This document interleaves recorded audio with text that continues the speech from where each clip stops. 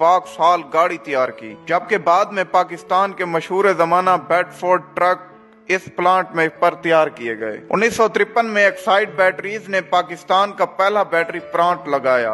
1954 में अली मोटर्स ने Ford Motors America के साथ मिलकर पहली कार, ट्रक और इसके बाद पिक एंड ड्रॉप तैयार करने की गर्ज से प्लांट लगाया। 1956 में हारून इंडस्ट्रीज ने डोजे अमेरिका के ब्रांड नीम से पिकअप तैयार किया। 1961 में ऑल वन इंजीनियरिंग ने पाकिस्तान में गाड़ियों के पार्ट्स तैयार करने का जदीद प्लांट लगाया। 1962 में वजीर इंडस्ट्रीज ने इटालियन लम्ब्रेटा स्कूटर कंपनी के इश्तराक से पाकिस्तान का पहला स्कूटर तैयार लम्ब्रेटा TV 200 तैयार किया। 1962 में कंधवाला इंडस्ट्रीज ने अमेरिका जीप कंपनी के मुख्तलिफ model series CJ5, CJ6, CJ7 मुल्क में पहली बार तैयार की। 1963 में जनरल टायर्स ने कराची में पहला टायरों का प्लांट कंटल टायर्स जर्मनी के ताउन से कायम किया। 1963 में हाइसन ग्रुप ने अमेरिका मार्क ट्रक की पैदावार शुरू की। 1964 में राना ट्रैक्टर्स मौजूदा मिल्लत ट्रैक्टर्स ने मैसी फर्गूसन ट्रैक्टर्स की मुल्की सतह पर पैदावार का आगाज किया। 1964 में नेशनल मोटर्स को खटक खानदान ने खरीदा तो वो कंधारा मोटर्स इंडस्ट्रीज बनी। 1964 ही में राजा मोटर्स ने इटालियन मशहूर जमाना वेस्पा स्कूटर की पाकिस्तान में पैदावार शुरू की।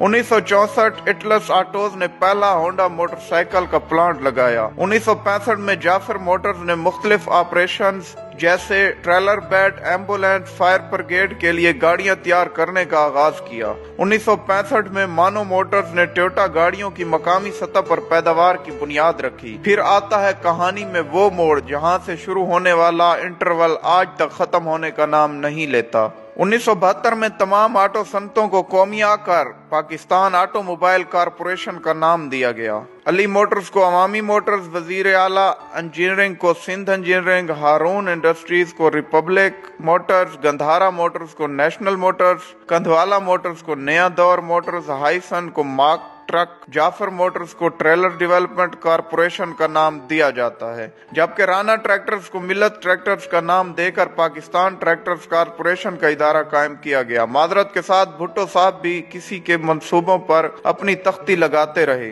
जिसकी बदौलत आज तक हमारी सनत मुकम्मल बहाल नहीं हो सकी। अगर ये तमाम इदारे अपने असल मालकान के पास होते तो आज पाकिस्तान के अपने ब्रांड लॉन्च हो चुके होते। आज हमारे मुल्क की बनी गाड़ियां, मोटरसाइकिल, ट्रैक्टर और ट्रक दूसरे ममालिक की सड़कों पर नजर आ रहे होते, बिल्कुल ऐसे जैसे टाटा और महिंद्रा की मसनूआत अरब दुनिया और अफ्रीका में नजर आ रही हैं। आज इन कौमियाई गई सनतों में सिर्फ 3 टूटी फूटी हालत में किसी न किसी तरह जिंदा हैं, बाकी सब का वक्त के साथ इंतकाल हो चुका है। 60 की दहाई तक पाकिस्तान में इंडस्ट्री फरोग पा रही थी। यहाँ फैक्ट्रियां, मिलें और कारखाने लग रहे थे। बजाय इन कारोबारी खानदानों के मशहूर होने के, वो सियासी सरगर्मियों को जिंदा रखे हुए थे। हमारे यहाँ सरमायादार को हमेशा दुश्मन समझा गया। रही सही कसर भुट्टो के सोशलिज्म के ख्वाब ने पूरी कर दी। हमारे यहाँ नज़में पढ़ी जाने लगी छीनो मिल लुटेरों से। चुनाचा एक दिन भुट्टो साहब ने नेशनलाइजेशन के जरिए ये सब कुछ छीन लिया। लोग रात को सोए तो बड़े वसी कारोबार के मालिक थे, सुबह जागे तो सब कुछ उनसे छीना जा चुका था। भुट्टो ने 31 सनती यूनिट, 13 बैंक, 14 इंश्योरेंस कंपनियां, 10 शिपिंग कंपनियां और 2 पेट्रोलियम कंपनियों समेत बहुत कुछ नेशनलाइज किया। Steel mill corporation of Pakistan इनके जायज मालकान से छीन लिया गया। मजदूरों और वर्कर्स को खुश करने के लिए सोशलिज्म के नाम पर यह वारदात इस बेहुदा तरीके से की गई। शुरू में कहा गया हुकूमत इन संतों का सिर्फ इंतजाम संभाल रही है, जबकि मलकियत असल मालकान ही की रहेगी। फिर कहा गया इन संतों के मालिक भी हुकूमत होगी। पहले कहा गया किसी को कोई जरे तलाफी नहीं मिलेगा, फिर कहा गया दिया जाएगा। कभी कहा गया मार्केट रेट पर दिया जाएगा, फिर कहा गया रेट का तयन हुकूमत करेगी। इमरान खान के मुशीर रजाक दाऊद के दादा सेठ अहमद दाऊद को जेल में डालकर इनका नाम ECL में डाल दिया गया। बाद अज़ां वो मायूस होकर अमेरिका चले गए और वहाँ तेल निकालने की कंपनी बना ली। इस कंपनी ने अमेरिका में तेल के 6 कुएं खोदे और कामयाबी की शरह 100% रही। आज हमारा ये हाल है कि हम तेल की तलाश की खुदाई के लिए गैर मिल्की कंपनियों के मोहताज हैं। सादिक दाऊद ने भी मुल्क छोड़ दिया, वो कनाडा शिफ्ट हो गए। MA रंगून वाला बहुत बड़ा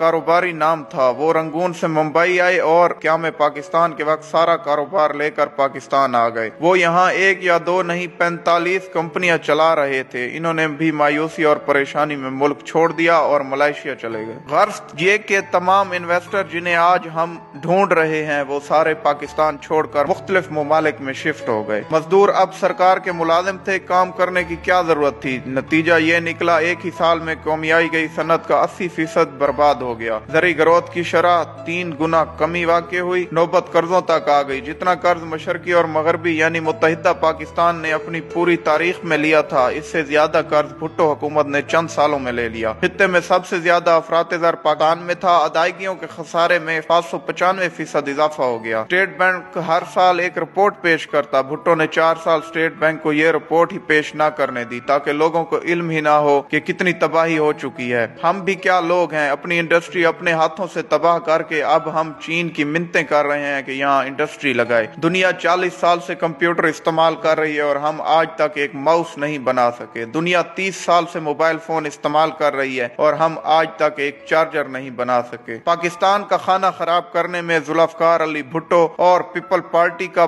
पूरा हाथ है और भुट्टो के बाद जो करप्ट सियासतदान हमारे मुल्क पर हुकूमत करने लगे उनका भी बराबर का हाथ है। वस्सलाम।